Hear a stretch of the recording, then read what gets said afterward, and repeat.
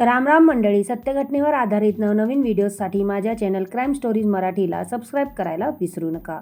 एका लॉजमध्ये एक तरुण आणि एक महिला दोघेजण जातात. दोघेजण खूप चांगल्या गप्पा मारत बसलेले होते. गप्पा मारता मारता त्या दोघांचे अंगावरील कपडे कधी निघतात ते जाणवत सुद्धा नाही.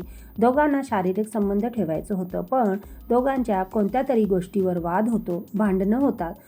नंतर त्या महिलेचा पारा चढतो तेव्हा महिला बाजूच्या टेबलवर असलेलं कटर घेते आणि तरुणाच्या गुप्तांगावर वार करते.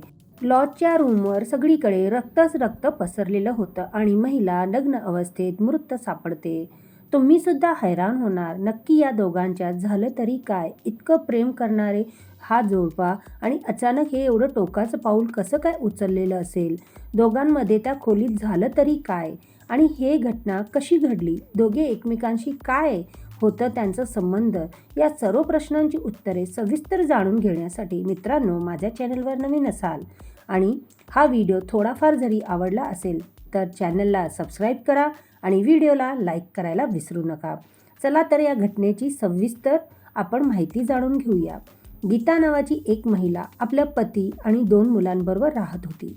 तिच्या लग्नाला 15 वर्षे झालेली होती. गीता आणि त्याचा पती संजय.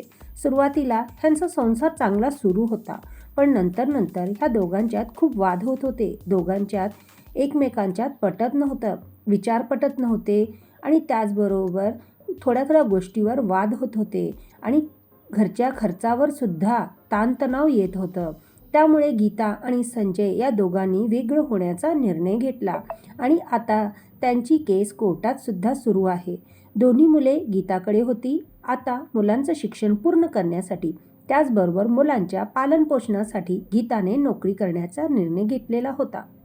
गीता सुशिक्षित होती. तिने नर्सचा कोर्स केलेला होता, म्हणून एका दवाखान्यात ती नर्स म्हणून काम करत होती. गीताच्या दवाखान्यात नर्स म्हणून काम करते तिथे एक मुलगा, त्याचं वय फक्त 20 वर्ष होतं. तो आपल्या आईबरोबर त्या दवाखान्यात येतो. त्या मुलग्याचे नाव जय असे होते. तो आपल्या आईची काळजी घेण्यासाठी आणि त्याचबरोबर नेहमीच रुटीन चेकअपसाठी आईला त्या दवाखान्यात घेऊन येतो. जय दवाखान्यात जातो. त्या दवाखान्यात गीता ही नर्स म्हणून काम करत होती. तिथेच या दोघांची चांगली ओळख होते. एकमेकांच्या नजरा एकमेकांमध्ये भेटतात. जय नेहमी आपल्या आईबरोबर दवाखान्यात येत असतो, कारण त्याची आई ही खूप आजारी राहते. त्यामुळे वरच्यावर त्याला दवाखान्यात घेऊन जाणं खूप गरजेचं होतं. त्यामुळे जयची गीताबरोबर चांगली ओळख होते. दोघांच्यात सुरुवातीमध्ये मैत्रीचं नातं निर्माण होतं. पहिलं तर ते दवाखान्यात आईला दाखवण्यासाठी येण्यासाठी जय हा गीताबरोबर भेटत असे. नंतर आता जय आणि गीता हे बाहेरसुद्धा भेटू लागले होते. दोघांच्यात सुरुवातीमध्ये मैत्रीचं नातं होतं. नंतर हे मैत्रीचं नातं कधी प्रेमात परिवर्तित झालं ते दोघांना सुद्धा कळालं नाही. जय हा नुकता 20 वर्षाचा मुलगा होता, तर गीता ही 32 वर्षाची एक महिला होती आणि ती लग्न झालेली होती. त्याचबरोबर तिला 2 मुलंसुद्धा होती, म्हणजे ती आईसुद्धा झालेली होती. तरीही या दोघांच्यामध्ये प्रेम संबंध निर्माण झालेले होते. गीता जयवर प्रेम करते. तिला वाटतं की आज न उद्या जय हा तिच्याशी लग्न करणार, म्हणून ती तिच्याकडे एक नवऱ्याच्या दृष्टीने बघते. तर दुसरीकडे हा जो जय आहे फक्त 20 वर्षाचा असल्यामुळे तो फक्त त्या महिलेकडे शारीरिकदृष्ट्या नजरेनंच बघतो. तो फक्त तिचा वापर करण्यासाठीच तिच्या जवळ जातो. पण ही सगळी गोष्ट गीताला अजिबात माहिती नव्हती की जयच्या मनात गीताबद्दल काय विचार सुरू आहेत. आता ह्या दोघांच्यात प्रेम संबंध जुळून आलेले होते आणि दोघांच्यात शारीरिक संबंधसुद्धा व्हायचे. आता ह्यांचे हे प्रेम संबंध जुळून 2 वर्ष झालेली होती. दोघेजण नेहमी एका लॉजवर भेटत होते आणि ठराविक रूममध्येच लॉजमध्ये जायचे. त्या रूमचा नंबर होता 203. ते नेहमी या रूममध्येच भेटत होते. शारीरिक संबंध ठेवत होते. एकमेकांचे विचाराची देवाणघेवाण करत होते आणि चांगला वेळ एकत्र घालवत होते. पण आज जेव्हा हे भेटले तेव्हा इतका भयानक घडलं ते कधी कोणी विचारसुद्धा केला नसणार. एके दिवशी जयला गीताशी भेटायची खूप आतुरता होती आणि त्याला त्या दिवशी शारीरिक संबंध गीताबरोबर ठेवायचं होतं, म्हणून ठरलेल्या लॉजमध्ये ठरलेल्या रूममध्ये म्हणजे 203मध्ये जय तिथे रूम बुक करतो आणि गीताला तिथे येण्यासाठी फोन करून सांगतो. गीतासुद्धा खूप उतावळी झालेली होती जयला भेटण्यासाठी, म्हणून ती हातातली सगळी कामे सोडून जयला भेटण्यासाठी त्या ठरलेल्या रूममध्ये जाते. आता दोघांच्या छान गप्पा रंगलेल्या होता. दोघेजण छानपैकी जेवत होते. त्याचबरोबर त्यांच्यात चांगले विचार सुरू होते, परंतु त्यांच्यात फक्त एका गोष्टीवर वाद होतो आणि त्यामुळे इतकं हे टोकाचं पाऊल उचललं जातं. तो नक्की कोणता वाद होता, चला ते पण जाणून घेऊया.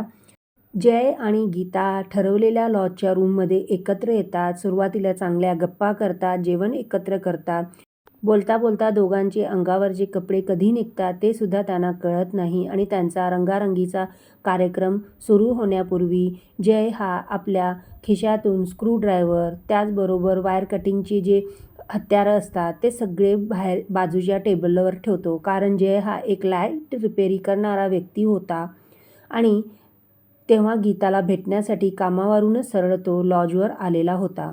म्हणून हे सगळे साहित्य जयबरोबरच होते, म्हणून रंगारंगीचा कार्यक्रम करण्यापूर्वी तो सगळे साहित्य काढून टेबलावर ठेवतो. दोघांच्यात कार्यक्रम सुरू होण्यापूर्वीच जय गीताला सांगतो की माझ्या घरातल्यांनी माझं लग्न ठरवलेलं आहे, माझा साखरपुडा झालेला आहे आणि मी आता त्या मुलगीशी लग्न करणार आणि आजची भेट ही आपली अखेरची भेट आहे. जेव्हा जय हा सगळ्या गोष्टी गीताला सांगतो तेव्हा गीताचा पारा चढतो. ती खूप रागावलेली असते आणि भांडण करायला सुरुवात करते आणि ती कोणताही विचार न करता त्याच्याशी भांडण करते, पण तो कोणतीही गोष्ट ऐकण्याच्या मनस्थितीत नव्हता, कारण त्यानं फक्त गीताचा उपयोग शरीराकरता केलेला होता. पण गीताने त्याचा शरीराचा उपयोग आपला नवरा होणार म्हणून करू दिलेला होता. ह्या ज्या त्यांच्या भावना होत्या आणि त्यांचे जे विचार होते, इथेच त्यांचे विचार जुळले नाही. त्यामुळे गीताने टेबलावर असलेलं कटर घेतलं आणि जयच्या अंगावर वाटेल तिथे वार करायला सुरुवात केली. सगळीकडे वार केल्यानंतर जयच्या गुप्तांगावर सुद्धा त्या कटरनं त्याने कट लावला आणि तेव्हा जय इतका तडमडत होता, म्हणून त्याने गीताच्या छातीवर बसून तिचा जोराने गळा दाबला. ती जागीच संपली, तिचा अखेर जीव गेला. नंतर जय तिथून उठतो, कपडे घालतो आणि तसाच लॉजवरून पळ घेतो आणि रिसेप्शनच्या इथे जो व्यक्ती उभा होता त्याला सांगतो मी जेवण घ्यायला जातो.